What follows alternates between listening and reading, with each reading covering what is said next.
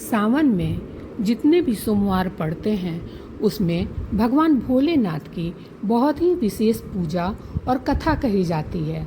सावन सोमवार व्रत कथा में एक साहूकार की कथा और उसके पुत्र का जीवन और महादेव की महिमा का वर्णन है।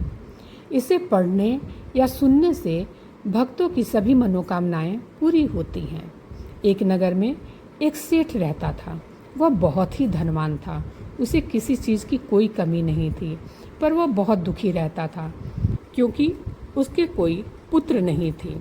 पुत्र प्राप्ति के लिए वह प्रत्येक सोमवार का व्रत रखता, मंदिर जाता और शिवालय पर जाकर गौरी शंकर जी की पूजा करता।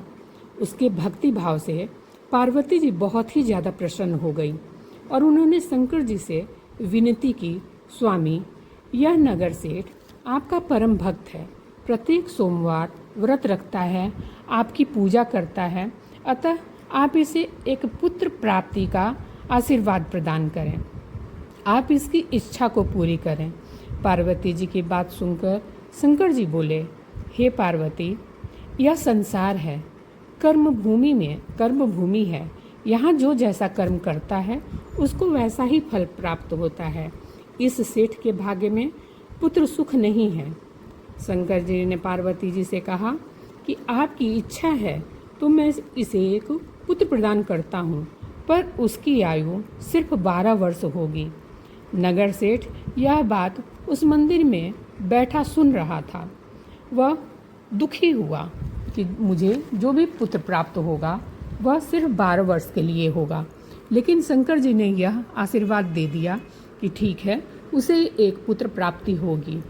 उसकी पत्नी कुछ दिन बाद गर्भवती हुई और उसे एक सुंदर से पुत्र की प्राप्ति हुई। नगर में बहुत लोग खुश हुए, लेकिन वह सेठ अभी भी दुखी था क्योंकि उसे पता था कि उसका पुत्र सिर्फ 12 वर्ष तक ही जीवित रहेगा। फिर भी वह सोमवार का व्रत नियम से करता और पूजा पाठ करता। अंत में जब वह पुत्र 11 वर्ष का हुआ तो सेठ ने उसे बिना किसी को बताए अपने साले को बुला के काशी पढ़ने के लिए भेजा। उसे पता था कि 12वें वर्ष में मेरा पुत्र मर जाएगा, तो वह बिना किसी को कुछ बताए अपने साले के साथ उसे भेज दिया और बोला कि रास्ते में जो भी भिखारी, जो भी ब्राह्मण या जो भी कोई ज़रूरतमंद हो उसे आप दान दक्षिणा देते हुए, भजन कीर्तन करते हुए इसे काशी ले जाकर विद्या अध्ययन के लिए ले जाएं। उसने अपने साले को भी नहीं बताया कि 12 वर्ष में इसकी मृत्यु हो जाएगी। उसका साला अपने भांजे को लेकर नगर काशी के लिए प्रस्थान कर दिया। रास्ते में उसने बहुत दान दक्षिणा दिया, ब्राह्मणों को भोजन कराया, गरीबों की मदद की और एक नगर पड़ा। उस नगर में उन लोगों ने रुकने के लिए, आराम करने के लिए रुकना चाहा। वह अभी कुछ विश्राम कर ही रहे थे, तभी वहाँ पर एक राजा आया। उसने उस नगर के राजा के बेटी के साथ अपने पुत्र का शादी तय किया था, लेकिन उसके पुत्र की एक आंख खराब थी, तो उसने सेठ पुत्र से आग्रह किया कि अगर तुम मेरे बेटे की जगह पे उस रानी से शादी कर लोगे तो मैं तुम्हें बहुत सारा धन दूंगा। सेठ पुत्र मान गया और उस रानी से शादी कर लिया। शादी करने के पश्चात जब सेठ पुत्र वहाँ से जाने के लिए, प्रस्थान करने के लिए तैयार हुआ तो उसने रानी के चुन्नी पे लिख दिया कि तुम्हारी शादी उस राजा के बेटे से नहीं, वह राजा का बेटा कान्हा है, तुम्हारी शादी मेरे साथ हुई है। मैं सेठ का पुत्र हूँ और मैं काशी पढ़ने के लिए जा रहा हूँ। यह लिखकर वह चला गया वहाँ से। जब रानी की आँख खुली तो उसने देखा कि उसके चुन्नी पे कुछ लिखा हुआ है। वह जब पढ़ी तो उसे पता चला कि उसकी शादी इस राजा के पुत्र से नहीं, किसी सेठ के पुत्र से हुई है। वह अपने पिता को बोली कि यहाँ मेरे साथ धोखा हुआ है, मैं इस लड़के के साथ विदा नहीं होऊंगी। राजा खाली हाथ अपनी बारात लेकर वापस चला गया। उसके बाद काशी में जाकर सेठ का पुत्र अध्ययन करने लगा। उसका मामा उसकी देखभाल करता और दान दक्षिणा देता, ब्राह्मणों की सेवा करता। इस तरह से समय पूरा होते होते 12 वर्ष का समय आ गया। उसकी विद्या भी पूरी हो गई। तब अचानक एक दिन उस सेठ पुत्र की तबीयत खराब हुई। वह सो गया। जब वह सो गया तो उसका मामा आके कुछ देर बाद उसे जगाता है तो देखता है कि उसके भांजे की मृत्यु हो गई है। उसकी शिक्षा पूरी होने के लिए उसने एक यज्ञ रखा था और ब्राह्मणों को भोजन कराने के लिए व्यवस्था की थी। ब्राह्मण आकर भोजन कर रहे थे, इसलिए उसने अपने भांजे के मृत्यु होने पर भी रोना धोना चिल्लाना शुरू नहीं किया। वह दुखी मन से रह रहा था, लेकिन ब्राह्मणों को खाना वाना खिला के जब विदा कर दिया उसके बाद वह विलाप करने लगा। जब वह विलाप कर रहा था तभी उधर से शिव पार्वती गुजर रहे थे। पार्वती जी के कान में यह करुण कुंदन सुनाई दिया। पार्वती जी रुक गईं और जाकर देखा कि यह कौन इतना विलाप कर रहा है। जब उन्होंने देखा कि यह तो सेठ का पुत्र है और इसका मामा यहाँ रो रहा है, उन्होंने शंकर जी से आग्रह किया कि शंकर जी, सेठ अभी भी आपकी सोमवार का व्रत और पूजन करता है, आप उसके पुत्र को फिर से जीवन दान दीजिए। शंकर जी पार्वती जी की बात टाल ना सके और उन्होंने सेठ पुत्र को जिंदा कर दिया। उसका मामा बहुत ही प्रसन्न हुआ और खुशी खुशी अपने भांजे को लेकर वहाँ से प्रस्थान कर दिया अपने नगर को जाने के लिए। जब वह अपने नगर को जाते जाते फिर उसी पड़ाव पे आके रुके जहाँ पे राजा के पुत्री से सेठ के पुत्र का शादी हुआ था।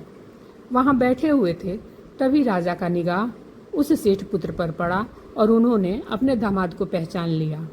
वह उसे अपने महल ले जाकर बहुत ही आदर सत्कार से उसका ध्यान रखा और बहुत सा दान दहेज देकर अपने पुत्री के साथ उस सेठ पुत्र को विदा कर दिया।